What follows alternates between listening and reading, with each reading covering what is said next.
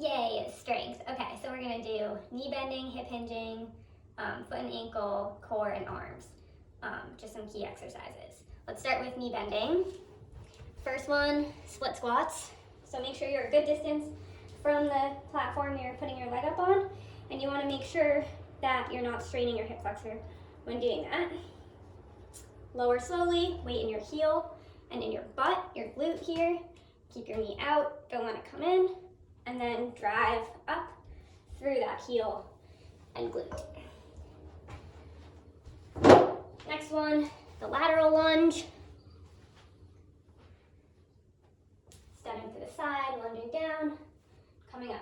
Same idea, keep the weight in your heel, work in your butt.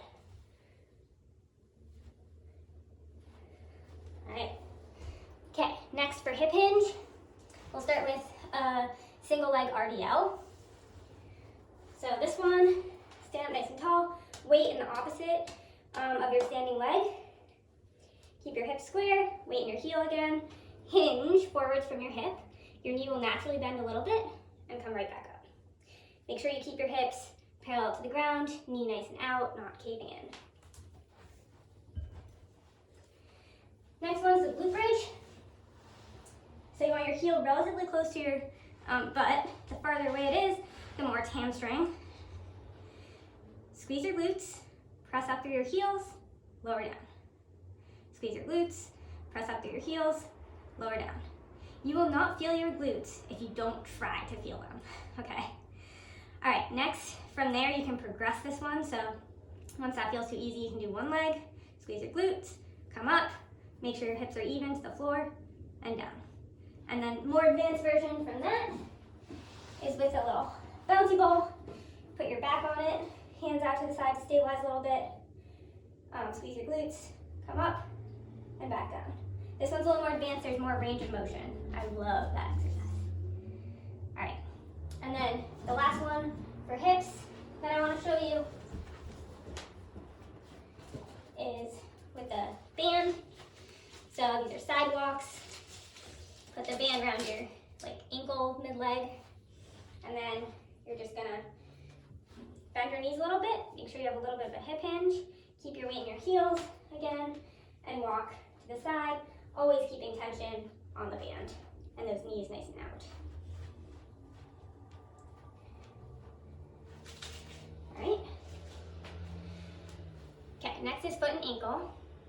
So the first calf exercise I'm going to show you is inverted calf raises.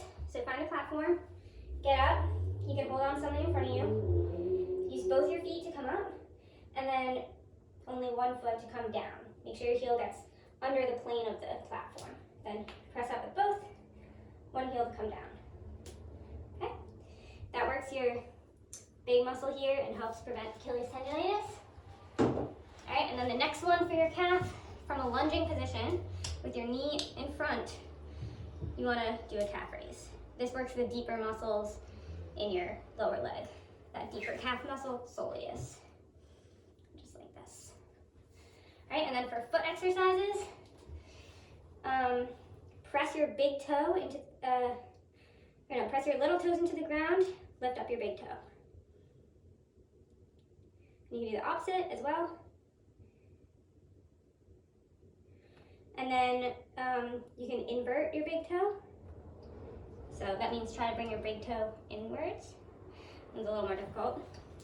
And then also tighten your arch without using your toes, just using the intrinsic muscles of your feet. So you want to shorten your arch, see that?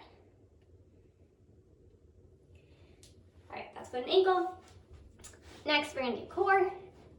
So from a normal plank position, make sure you have, you're using your armpits to press through the floor, spread your shoulder blades apart. One leg up, tap it down, up, back. Okay, and there are tons of variations you can do on this, but that's one for now. The next core exercise is dead bugs. With dead bugs, legs at a 90-degree angle, arms up, back pressed into the ground. You shouldn't be able to put anything under it. Slowly lower your right arm, left leg, keeping that back pressed in, and come up. Same on the other side, come up. That should be working your lower core. And then final core exercise for now is side plank. Make sure you have a straight line from your shoulders to your heels. Hips are stacked or slightly in front, never behind. And then add a leg lift using your hip muscles.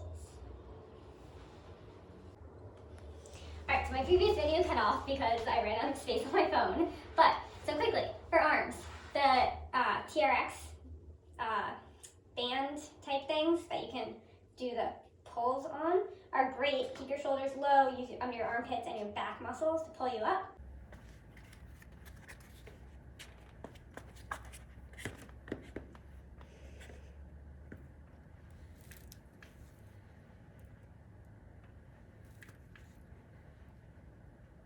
If you don't have access to that, a pull-up is fine. Also using the armpits rather than your shoulders up here.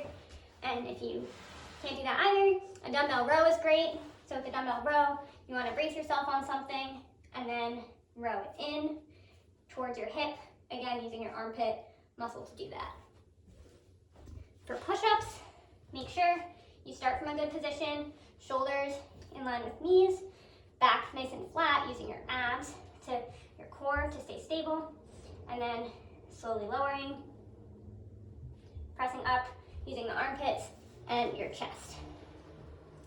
That's all I have for strength for now. Good luck.